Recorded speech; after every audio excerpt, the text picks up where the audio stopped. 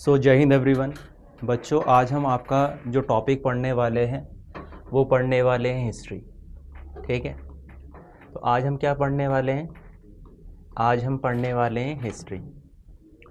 अब हिस्ट्री अगर हम आज पढ़ेंगे तो हिस्ट्री कहाँ से स्टार्ट करेंगे? जहाँ से हमारी हिस्ट्री स्टार्ट होती है। तो बच्चों, हमारी हिस्ट्री कहाँ से स्टार्ट होती है? हमारी हिस्ट्री स्टार्ट होती है स्टोन एज से। कहाँ से स्टार्ट होती है? तो स्टोन एज से हमारी हिस्ट्री स्टार्ट होती है। ठीक है, अगर बात करें स्टोन एज की, तो स्टोन एज में दो पीरियड आते हैं बच्चों आपके। ठीक है, कौन से पीरियड आते हैं? दो पीरियड। एक आता है आपका कैसा पीरियड? प्लेइस्टोसीन पीरियड। प्लेइस्टोसीन पीरियड आता है बच्चों एक। और एक आता है बच्चों होलोसीन पीरियड। ठीक है, तो बच्चों प्लेइस्टोसीन जो पीरियड रहता है, प्लेइस्टोसीन पीरियड कौन सा रहता है? तो प्लेइस्टोसीन जो पीरियड रहता है ना बच्चों, वो रहता है आपका कौन सा पीरियड? आइस एज वाला पीरियड रहता है। कौन सा पीरियड रहता है? तो आइस एज वाला पीरियड रहता है। ठीक है, हमारी जो अर्थ है वो कब बनी थी, किसी को पता है? वो आपका बनी थी 4.4 मिलियन ईयर एगो बनी थी बच्चों। और अगर हम स्टोन एज की बात करें, ठीक है, तो स्टोन एज में जो प्लेइस्टोसीन पीरियड है उससे पहले का जो पीरियड है आपका 2.25 मिलियन ईयर एगो बच्चों, आपका क्या स्टार्ट हो गई थी? आपकी लाइफ स्टार्ट हो गई थी। ठीक है, उसके बाद जहाँ ह्यूमन सेटलमेंट आपके हम जहाँ से पढ़ना स्टार्ट करते हैं, वो कहाँ से पढ़ना स्टार्ट करते हैं? वो पढ़ना स्टार्ट करते हैं प्लेइस्टोसीन पीरियड से। ठीक है, तो प्लेइस्टोसीन पीरियड को बच्चों क्या कहते हैं? आइस एज पीरियड भी कहते हैं। और आइस एज के इमीडिएट बाद, आइस एज के जो इमीडिएट बाद बच्चों पीरियड आता है वो हमारा होलोसीन पीरियड होता है। हिस्ट्री जो वर्ड है वो हिस्टोरिया से बना है बच्चों, और हिस्टोरिया का मतलब क्या होता है? टू एनक्वायर, किसी के बारे में क्वायरी करना, इंक्वायर करना, इसका मतलब ये होता है बच्चों। ये लैटिन वर्ड से बना है हिस्ट्री।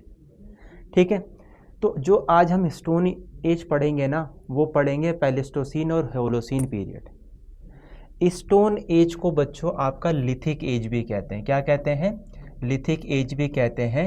एक टाइप से आप मान लीजिए स्टोन का एक क्या हो गया? सिनोनिम्स हो गया लिथिक। ठीक है, तो यहाँ से आज हम पढ़ने वाले हैं और यहीं से हमारी ही स्टार्ट होती है हिस्ट्री। अगर हम हिस्ट्री की बात करें बच्चों, तो हिस्ट्री की बात करें जैसे स्टोन एज है। ठीक है, तो स्टोन एज किसका पार्ट है बच्चों? प्री हिस्ट्री का पार्ट है। हिस्ट्री हमारी तीन तरीके से डिवाइडेड है। कौन सी हिस्ट्री? Ancient history. एक प्री हिस्ट्री है, एक आपकी प्रोटो हिस्ट्री है। ठीक है, और एक आपकी कौन सी हिस्ट्री है? हिस्ट्री है। अब इस हिस्ट्री को भी हम तीन में डिवाइड करते हैं बच्चों। इस हिस्ट्री का जो पहला वाला पार्ट है वो कौन सा पार्ट है? वो एंशिएंट हिस्ट्री का पार्ट है बच्चों। किसका पार्ट है? एंशिएंट हिस्ट्री का पार्ट है। दूसरा वाला बच्चों, दूसरा वाले की अगर हम बात करें तो ये किसका पार्ट है?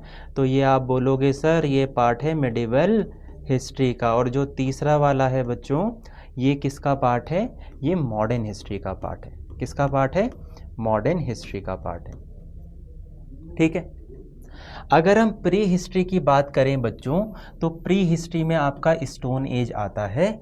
मतलब क्या है? जो भी हमें यहाँ पे जो हिस्ट्री मिली है ना बच्चों, वो कैसे मिली है? वो एविडेंसेस से मिली है। कैसे मिली है? तो वो एविडेंसेस से मिली है बच्चों। हमें एविडेंसेस मतलब हमारे पास कोई स्क्रिप्ट नहीं है। We have no script here. कोई भी रिटन डॉक्यूमेंट आपको यहाँ पे देखने को नहीं मिलेगा। कहाँ पे? प्री हिस्ट्री में। यहाँ पे जो भी चीज़ें हमें देखने को मिलेंगी वो देखने को मिलेंगे क्या बच्चे? एविडेंसेस।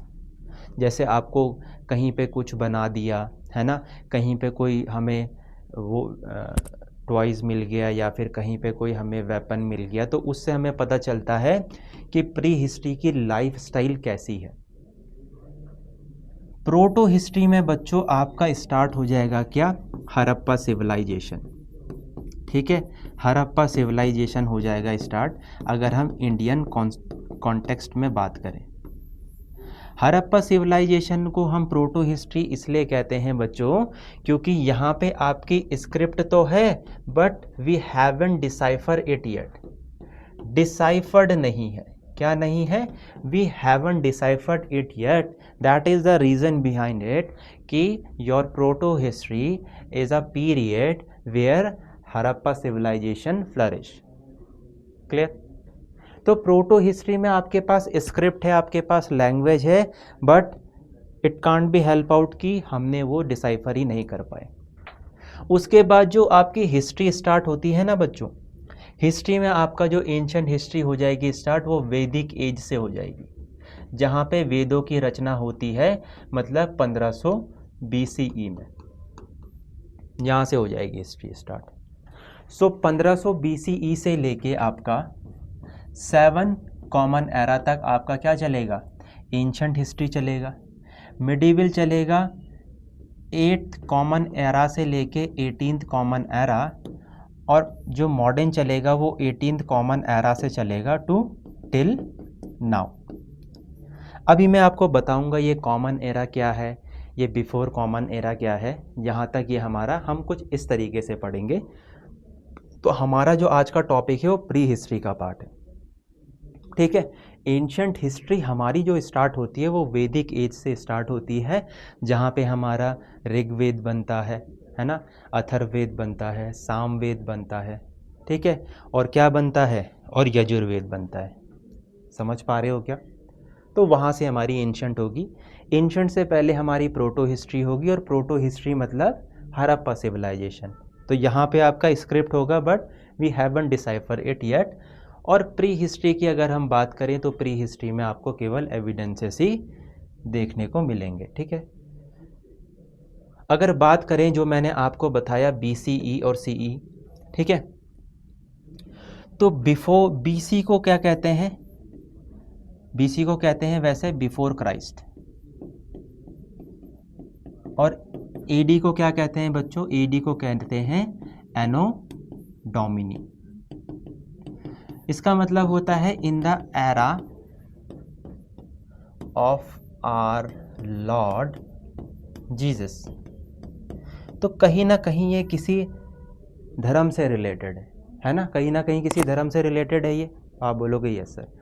तो हिस्टोरियंस ने क्या बोला कि हम ये वाला चीज़ नहीं अपना रहे हैं, हम BCE को क्या लिख रहे हैं, हम BC को लिख रहे हैं BCE, मतलब before common era, before common era. तो हिस्टोरियन चाहते हैं कि जो हमारी हिस्ट्री है वो कैसी रहे, वो किसी रिलीजन के बेस पे ना रहे, उस पर किसी रिलीजन का जिक्र ना हो, और जो हम डेट लाइन पढ़ें वो ऐसे पढ़ें कि एक कॉमन वे में पढ़ें। तो उन्होंने BC को क्या नाम दे दिया, BCE दे दिया, और AD को क्या नाम दे दिया बच्चों, CE, मतलब कॉमन एरा। तो ये समझ पा रहे हो क्या आप? अब देखो, जैसे जैसे मैं इस तरफ को बढ़ता हूँ तो मेरे जो ईयर्स हैं वो कैसे होते हैं, वो कम होते हैं, वो कम होते हैं। मतलब मैं 400 से 300 बढ़ूँगा, 300 से 200, 200 से 100, 100 से 0। समझ पा रहे हो? और यहाँ से हमारे ईयर स्टार्ट होते हैं। तो अभी हम कौन सी सेंचुरी में रह रहे हैं, हम 21st सेंचुरी में रह रहे हैं क्या? ठीक है, तो ये हम कहाँ पे रह रहे हैं, ये हम रह रहे हैं कॉमन एरा में। 21 से 20 जाएंगे, 20 से 18, 18 से 19, और उसके बाद 0 आ जाएगा। फिर 0 से 1, 1 से 2, 2 से 3, 3 से 4, ऐसे में चलेंगे। तो जो हमारा BCE है वो कुछ इस तरीके से चलेगा उल्टे में। जैसे जैसे उसका नंबर डिक्रीज़ होगा वैसे वैसे हम आगे की तरफ आते रहेंगे कॉमन एरा की तरफ, और जैसे जैसे इसका नंबर ज़्यादा होता रहेगा हम कॉमन एरा से बिफोर कॉमन एरा की तरफ जाते रहेंगे। और 0 ये इंडिकेट करता है जब जीसस क्राइस्ट का बॉर्न हुआ था। तो कहीं पे अगर आप AD देखो और CE देखो तो ये दोनों एक ही कॉनोटेशन हमें देते हैं, और कहीं पे आप BC देखो और BCE देखो तो ये दोनों के दोनों हमें क्या देते हैं बच्चों, सेम कॉनोटेशन देते हैं। इनका मीनिंग कैसा होता है? तो इनका मीनिंग सेम ही होता है। तो ये मैंने आपको बता दिया है हमारी हिस्ट्री जो स्टार्ट होती है कहाँ से कहाँ स्टार्ट होती है ना, कि time starts from the earliest to the 7th century. Medieval history को बोलेंगे कि कहाँ से 8 से 18, है ना। तो इस्लामिक इन्वेजन कब होता है सबसे पहला? तो 712 CE में होता है। कौन करता है? मोहम्मद बिन कासिम, ठीक है। मोहम्मद बिन कासिम सबसे पहले सिंध प्रोविंस में आपका अटैक करते हैं और यहीं से स्टार्ट होता है आपका मिडिवल हिस्ट्री, ठीक है। तो जैसे मैं बोलूँ 6th सेंचुरी है, तो 6th सेंचुरी से आप क्या समझोगे? मतलब 500 से लेके 599 तक आपकी कौन सी सेंचुरी जाएगी? 6th सेंचुरी जाएगी। मैं अगर आपसे बोलूं कि भाई ये बताओ, ये 7th सेंचुरी की हम बात कर रहे हैं, तो 7th सेंचुरी कहाँ से जाएगी? तो 7th सेंचुरी जाएगी आपकी 600 से लेके 699। 8th सेंचुरी कहाँ से जाएगी? 700 से लेके 799। तो ये आपको याद रखना है। याद रखेंगे क्या? समझ पा रहे हैं? तो मैंने आपको सारे जो भी आपके डाउट है ना वो क्लियर करा दिए हैं। करा दिए हैं क्या? अब हम बढ़ते हैं आगे। तो देखो, जेम्स मिल ने इंडियन हिस्ट्री को 3 पार्ट में डिवाइड किया है, हिंदू, मुस्लिम और ब्रिटिश। मतलब हर्षवर्धन आपके लास्ट रूलर थे, है ना। हर्षवर्धन आपके लास्ट रूलर थे और 7th सेंचुरी तक उन्होंने रूल किया है। उसके बाद देखो 8th सेंचुरी से मुस्लिम का इन्वेजन स्टार्ट हो जाता है भारत में और ब्रिटिशर्स हमारे 18वीं शताब्दी में पूरा का पूरा कैप्चर कर लेते हैं, ठीक है। तो मुझे लगता है आपको ये समझ आ रहा है। और इन्होंने एक बुक भी लिखी है जिस बुक का नाम क्या है? हिस्ट्री ऑफ ब्रिटिश इंडिया, ठीक है। तो यही मैं आपको बताना चाहूँगा यहाँ पे कि the number decreases in BC as we move ahead in timeline, यही कहना चाह रहा है वो। और फर्दर मैंने आपको इसके एग्जाम्पल भी दे दिए हैं कि इनका मतलब क्या है, कि सेंचुरी मीन्स 100, 8th सेंचुरी देख लो, 3rd सेंचुरी देख लो, 18th सेंचुरी देख लो, और अर्थ 4.5 बिलियन ईयर एगो फॉर्म हुई थी, ठीक है। CJ थॉमसन ने 3 में आपका डिवाइड किया है हिस्ट्री को। एक आपका स्टोन एज हो गया, एक ब्रॉन्ज एज हो गया और एक क्या हो गया? Iron age. स्टोन एज और ब्रॉन्ज एज के बीच में बच्चों आपका क्या आएगा? आपका आएगा कॉपर एज। कॉपर एज, ठीक है। कॉपर एज के बाद आपका कौन सा एज आएगा? Bronze age. तो ब्रॉन्ज किसका एलॉय है? तो ब्रॉन्ज एलॉय है कॉपर प्लस टिन का, ठीक है। इसका मतलब है कि हमने आयरन से पहले एलॉय बनाना स्टार्ट कर दिया था, ठीक है। याद रखेंगे ये point.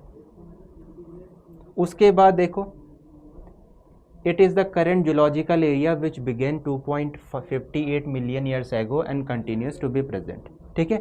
Quaternary state of life start हो जाती है। प्लेइस्टोसीन और होलोसीन पीरियड मैंने आपको बताया और यहीं पे आपकी स्टोन एज रिवॉल्व करेगी, ठीक है। बढ़ते हैं आगे, ठीक है। अब एंशंट हिस्ट्री की हम बात कर रहे हैं बच्चों। तो फर्स्ट डायरेक्टर जनरल कौन थे? अलेक्जेंडर कनिंघम, ठीक है। ASI मतलब आर्कियोलॉजिकल सर्वेयर ऑफ इंडिया। जो भी हिस्ट्री के बारे में क्या निकालते हैं? एविडेंसेस निकालते हैं, प्रूफ निकालते हैं। कैसे निकालते हैं? डिगिंग करके। डिग करते हैं वो अर्थ को, और जब डिग करते हैं तो हमें वहाँ पे रिमेन्स मिलते हैं, क्योंकि देखो with the passage of time उसके ऊपर क्या जम जाती है? परत दर परत मिट्टियाँ जम जाती हैं। तो जो हमारे आर्कियोलॉजिकल सर्वेयर होते हैं वो क्या करते हैं? वो डिगिंग करते हैं, उसके बाद वहाँ से एविडेंसेस निकालते हैं और हमें बताते हैं कि यहाँ पे पुराने समय पे कौन रहता था, कैसी उनकी लाइफ स्टाइल थी, क्या था। तो ब्रिटिशर्स के टाइम पे सबसे पहली बार हमारा आर्कियोलॉजिकल सर्वेयर आया और उनका नाम क्या पड़ गया बच्चों? उनका नाम पड़ गया अलेक्जेंडर कनिंघम। तो अलेक्जेंडर कनिंघम को क्या कहा जाता है? Father of Indian archaeology. याद रखेंगे आप, ठीक है। क्या याद रखेंगे? कि फादर ऑफ इंडियन आर्कियोलॉजी किसे कहा जाता है? तो अलेक्जेंडर कनिंघम को कहा जाता है, ठीक है। अलेक्जेंडर कनिंघम को। अब देखो जो आपका स्टोन एज है वहाँ पे हमें कोई भी रिटर्न एविडेंसेस नहीं मिलते हैं, हमें वहाँ पे क्या मिलता है, वहाँ पे हमें मिलते हैं रिमेन्स। ठीक है, कि कोई स्टोन मिल गया, टूल्स मिल गया, हमें कोई हड्डियाँ मिल गई, बोन्स मिल गई, उनकी पेंटिंग्स मिल गई, तो एविडेंसेस मिलते हैं। ठीक है, यहाँ पे भी हमें एविडेंसेस ही मिलते हैं क्योंकि ये दोनों के दोनों प्री हिस्ट्री का पार्ट है बच्चों, और प्री हिस्ट्री में कोई भी आपकी लैंग्वेज नहीं है। ब्रॉन्ज एज में ये जो ब्रॉन्ज एज है आपका, ये प्रोटो हिस्ट्री का पार्ट है, और प्रोटो हिस्ट्री में बच्चों आपकी स्क्रिप्ट तो है, प्रोटो हिस्ट्री में स्क्रिप्ट तो है, बट क्या नहीं है, डिसाइफर्ड नहीं है। क्या नहीं है, तो आप बोलोगे सर ये we haven't deciphered it yet. ठीक है जी, आगे बढ़ते हैं, और यहाँ पे है आपका स्टोन एज। तो स्टोन एज को 3 कैटेगरी में डिवाइड किया है बच्चों। पहली कैटेगरी है पैलियोलिथिक, दूसरी है मेसियोलिथिक, और तीसरी है नियोलिथिक। तो पेलियो का मतलब क्या होता है बच्चों, पेलियो का मतलब होता है ओल्ड, और लिथिक का मतलब क्या होता है, लिथिक का मतलब होता है स्टोन। तो ये हमारी कैसी एज है, ये हमारी ओल्ड स्टोन एज है बच्चों। और मिज़ो का मतलब होता है मिडिल, तो ये हमारी मिडिल स्टोन एज हो गई। और नियो का मतलब हो गया बच्चों न्यू, तो ये हमारी कैसी एज हो गई, न्यू स्टोन एज हो गई बच्चों। पेलियोलिथिक की अगर हम बात करें तो 5 लाख BC से लेके 10,000 BC इसका टाइम पीरियड रहने वाला है। उसके बाद मिजियो की बात करें तो 9,000 से लेके 7,000 BC इसका टाइम रहने वाला है मिज़ो का, और नियो की बात करें तो 7,000 से लेके 1,000 BC इसका टाइम पीरियड रहने वाला है। तो मैंने आपको क्या बोला, मैंने आपको बोला हम जो BC है ना, जिसको BCE भी कहते हैं, हम उल्टी तरफ आएंगे, हम उल्टी तरफ आएंगे। तो ये जो आप टाइम देख रहे हो, ये टाइम कैसे आ रहा है, तो ये उल्टी ही तरफ आ रहा है। समझ पा रहे हो क्या, ये उल्टी ही तरफ आ रहा है। और ये टाइम याद करना बहुत ज़रूरी है बच्चों, याद रखना 5 लाख से 10,000, फिर 9,000 से 7,000, और फिर आपका 7,000 से 1,000। ठीक है,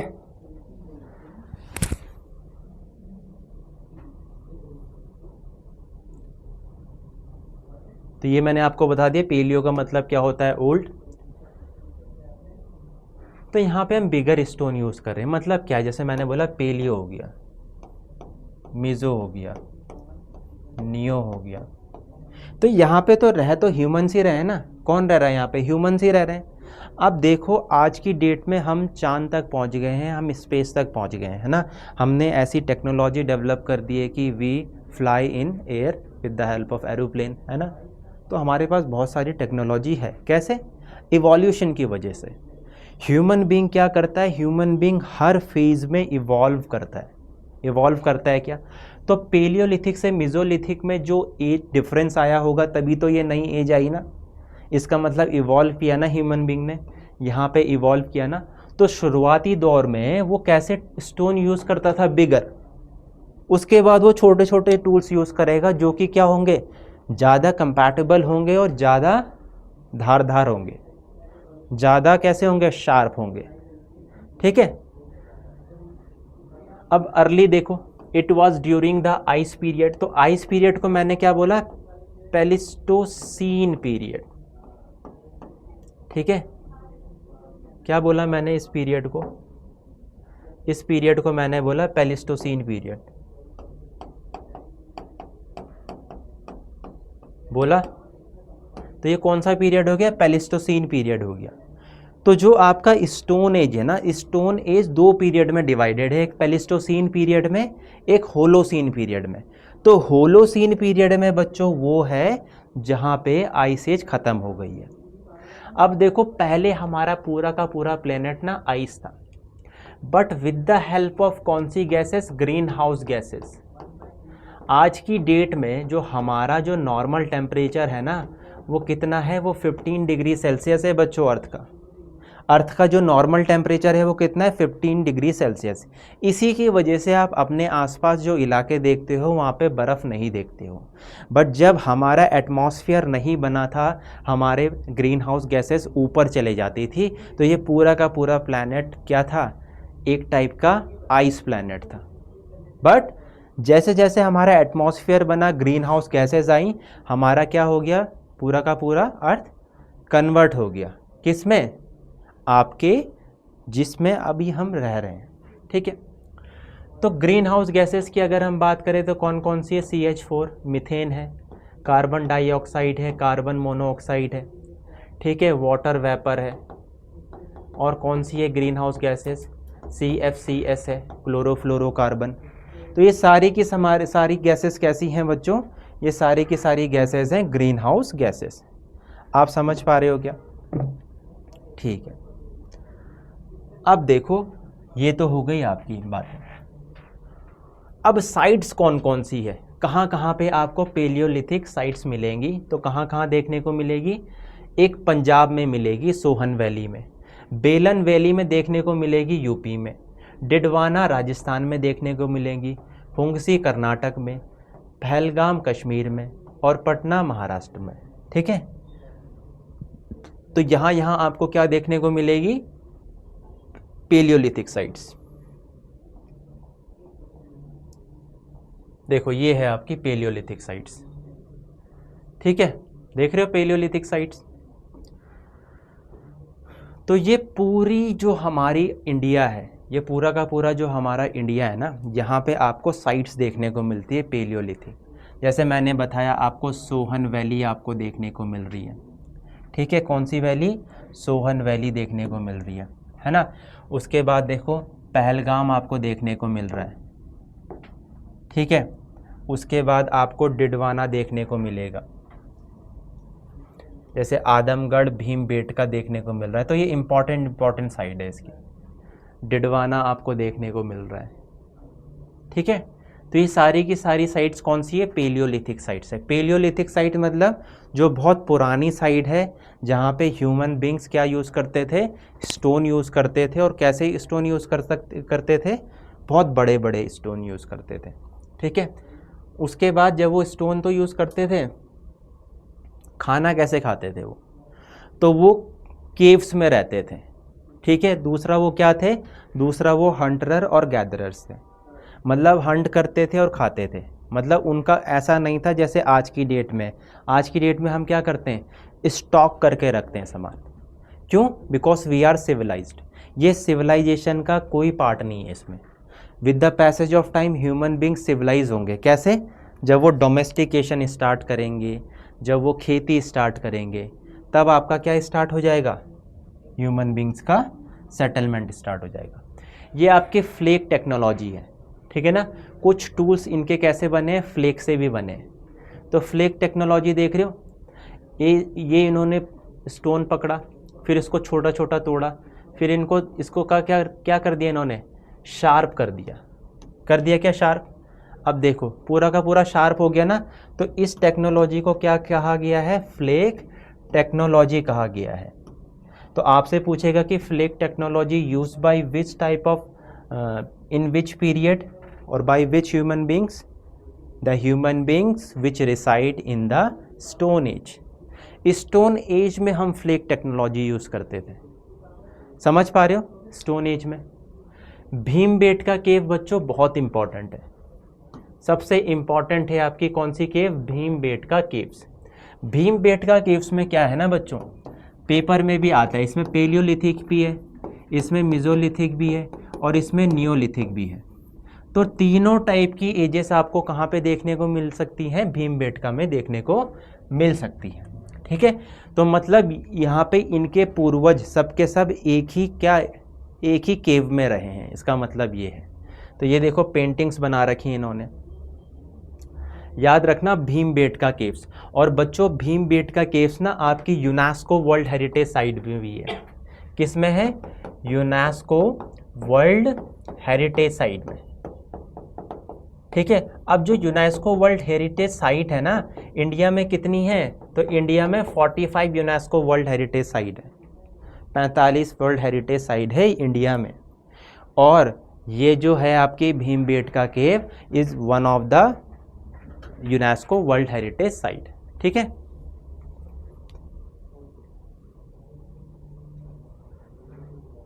अब देखो ये आपका लाखू उडियार है। लाखू उडियार कहाँ पे है आपका, उत्तराखंड में। उडियार का मतलब क्या होता है, उडियार का मतलब क्या होता है?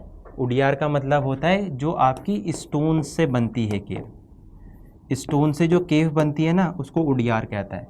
तो ये कहाँ पे है आपका? ये आपका अल्मोड़ा डिस्ट्रिक्ट में है, याद रखेंगे। तो ये कुछ इवोल्यूशन हुआ ह्यूमन बींग्स का, ठीक है। तो अभी तो जो आप लोग हो ना, आप लोग क्या हो? आप लोग होमो सैपियंस हो। बायोलॉजी में हमें क्या कहते हैं? तो बायोलॉजी में हमें एनिमल्स तो कहते हैं, but we are Homo sapiens. कैसे स्टार्ट हुए थे हम? ऑस्ट्रेलियोपैथिस से, फिर होमो हैबिलस बने, फिर होमो हैबिलस के बाद होमो इरेक्टस, होमो इरेक्टस के बाद होमो निएंडरथैलिस, और होमो निएंडरथैलिस के बाद होमो सैपियंस हम बने हैं आज की डेट में। अब मेसोलिथिक एज में, मेसोलिथिक एज एक मिडिल एज है, पेलियोलिथिक पुरानी है। तो पुरानी से जब हम मिडिल में आए तो हम क्या हो गए? थोड़े दिमागदार हो गए। हम जो स्टोन के बड़े बड़े टूल्स थे, हम स्टोन के छोटे छोटे टूल्स यूज़ करने लग गए। उसके बाद हम क्या करने लग गए? हम यहाँ पे हमारा क्लाइमेट भी इंक्रीज़ होने लग गया। हमने एनिमल्स को भी डोमेस्टिकेशन करना स्टार्ट कर दिया, ठीक है। यहाँ पे हम क्या बन गए? हंटरर और हर्डरर्स बन गए। पहले गैदरर्स थे, अब हर्डरर्स बन गए, ठीक है। पीरियड मैंने आपको बता दी, इसको माइक्रोलिथिक पीरियड कहते हैं, क्योंकि अब हम छोटे छोटे टूल्स यूज़ करने लग गए हैं बच्चों। कुछ इस तरीके के टूल्स हम यूज़ करने लग गए हैं, ठीक है ना। तो छोटे छोटे टूल्स हम यूज़ करने लग गए इसमें। कहाँ कहाँ हमको ये साइट्स देखने को मिलती हैं? तो हमें लालगंज में देखने को मिलती है गुजरात में, महसाना में, भीमबेटका में, चौपानी मांड में, बागोर में, संगाकुलू में और तूतीकोरिन में। तो ये सारी की सारी इंपॉर्टेंट साइट्स हैं, ठीक है। तो मैंने बोला भीमबेटका भाई याद करके रखना, भीमबेटका और आदमगढ़।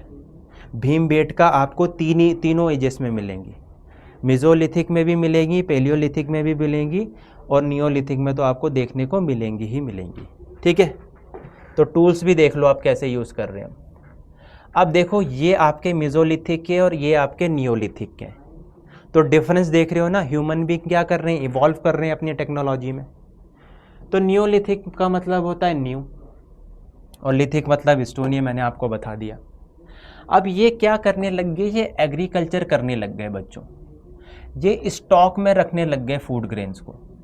ये पॉटरी बनाने लग गए। पॉटरी का मतलब क्या होता है? जब हम क्या बनाते हैं?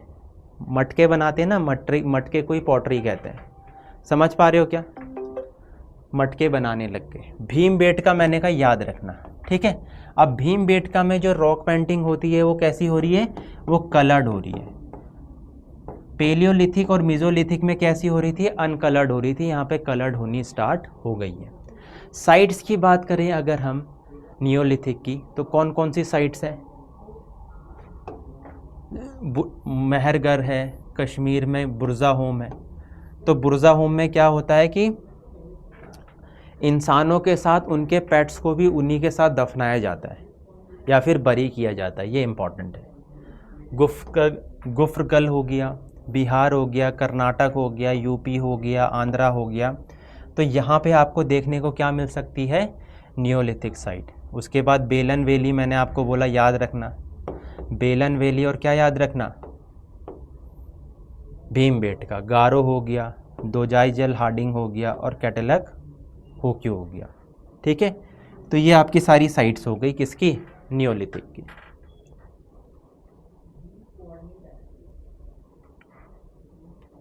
ठीक है बच्चों, अब चालकोलिथिक पीरियड हम कल करेंगे। आज हम इतना ही करते हैं, बाकी करेंगे कल। जय हिंद एवरीवन।